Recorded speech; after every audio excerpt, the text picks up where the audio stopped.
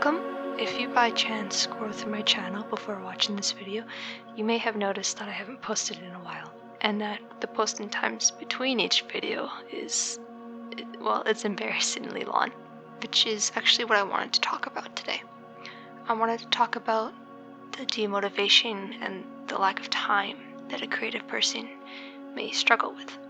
So starting off, the reason why I created this channel in the first place was because, one, I thought that my art would be good enough to share. Two, I wanted to record my progress, maybe if I wanted to look back. And number three, I just liked making videos. I liked creating things with my hands, and I loved that whole process. I thought to myself, well, how hard could it be, right? Even if I don't have any or barely any subscribers, if I enjoy what I do, then there should be no problem. And at first I was right. It was easy, and I did enjoy what I made. However, the one thing that I underestimated the most was constant time. In order to make a video, right, you need to have enough time to think of a project, you gotta film it, and hopefully not mess up during that film, which is another thing, then edit it, and then post it. But my hands were already full from school and other things, and I just didn't have enough time. So then came the other factors, like the part of not messing up on camera. And even a camera, it can be intimidating and it can be scary.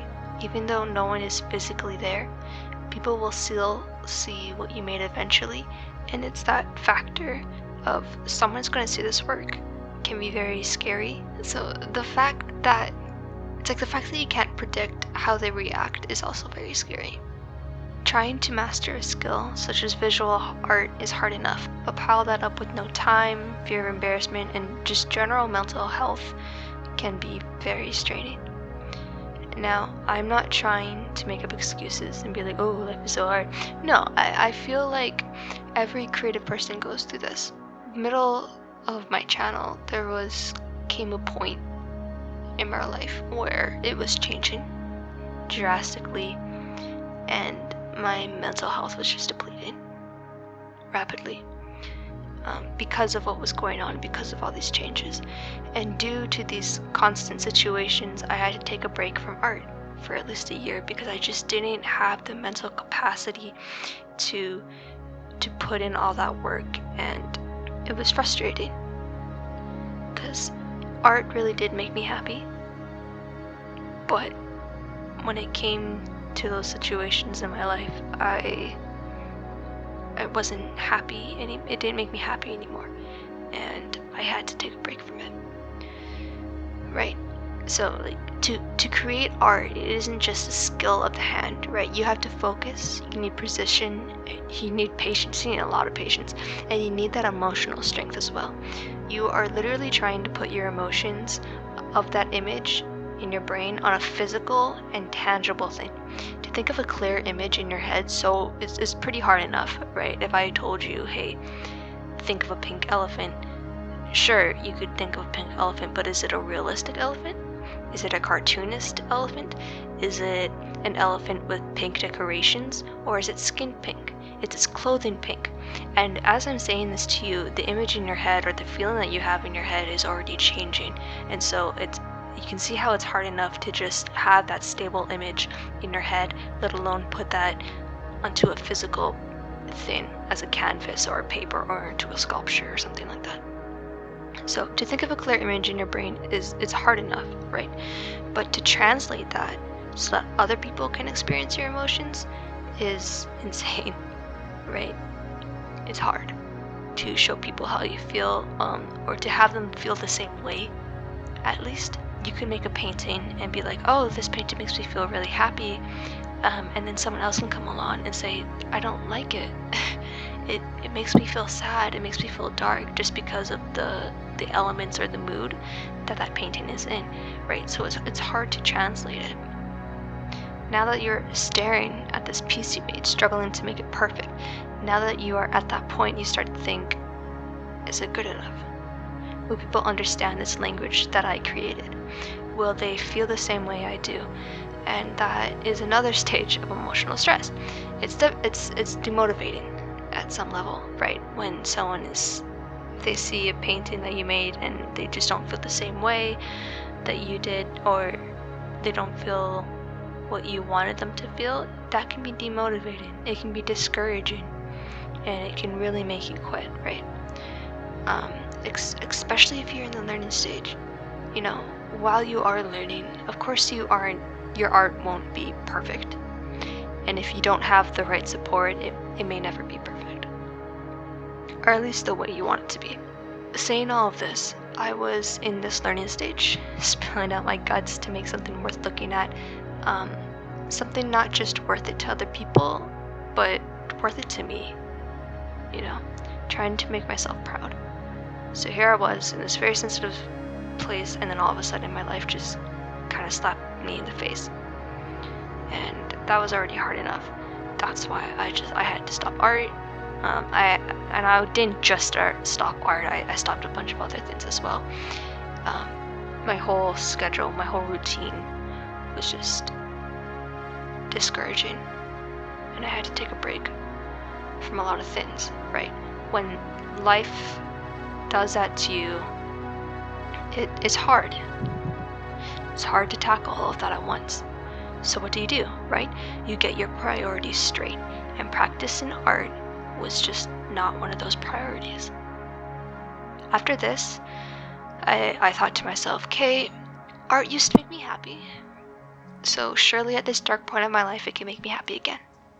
But because I was still in that learning stage, which was interrupted, I couldn't make anything happen. If anything, it was more of a chore than a blessing. And it was frustrating. You identify with your art, and if your art isn't good enough, you yourself may not feel good enough either. However, I tried. I picked up my camera every chance I got, and I filmed a couple segments, but the stress just got too great. The camera almost made it worse. When I was recording, I almost thought of it almost turned into a curse. Every artwork that I filmed or sketch that I filmed, it just turned out terrible. I thought that every time the camera was recording, it has to be perfect, right? Every line must be perfect. And that brings us to my second point, which is privacy.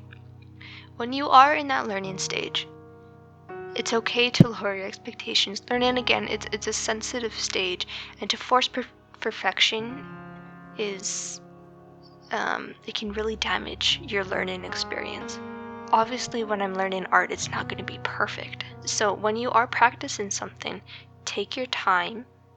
Have a schedule if you like. Do it apart from your homework. Do it apart from going out with friends. Sit down, give it your full attention, and just work on it. And it's going to take some time. It's going to take a lot of time, and that's what I had to learn. I didn't stop art because I was determined to find that happiness again, but I just wanted that feeling of, okay, I'm learning, and I wanted to get in that groove. I wanted to get into that focus. And when I tell you the amount of sketchbooks I ripped out of frustration, the money I spent on supplies, it's embarrassing. And there were times where I thought, what if I picked up that camera? But that feeling came back. It was like a stimulus. It came back almost like a curse, right? If I record my progress, I'll just end up starting over. And that was another one of my flaws. It was then on my 10th canvas that I broke or threw away when I realized I was exercising the wrong muscles. It wasn't the art that was the problem. It was how I approached it. Again, I am that type of person to think if I don't get it right the first time, then I'll never get it right. I will throw away the canvas, and I will throw away an entire sketchbook if I think that it's not good enough to show. And that is what I was doing wrong. It wasn't the fact that my lines were too thick here or too thin there, or that this angle on the face is too narrow, or the anatomy isn't there. No, it was the fact that I was making art for someone else. So now, after this long agonizing break, after the upset that caused this long break as well, after constant mental strain and just a feeling of not being good enough, I'm proud to say that art makes me happy again. And if you would like, you can join me on this journey of learning. I recently got into digital art, and so far I love it, and I want to learn more of it. So from now on, I will be recording some of my sketches, some illustrations, and the like, just like this one that you see right now, and I'm going to talk through it. Maybe you are entering a similar journey and you want to join, or maybe you just see my videos from time to time on your For You page and you want to check in. Just feel free to. I'm always going to be here. This channel will now start my progress through learning and maybe eventually getting to know you guys. This channel, I hope it will record my progress and my journey through digital art and just getting past that giant break that I took. Now, I may not post often, and I may not, or I might post a lot in 1 week, but regardless, I'm going to try again. And if you're in a similar situation, I hope this encourages you in some way. That's why I took a break, but I'm back. I'm gonna try it. I don't have a lot of subscribers and I don't have a lot of views, but that's okay. I'm just gonna do this because I like it, and I'm gonna keep on with it.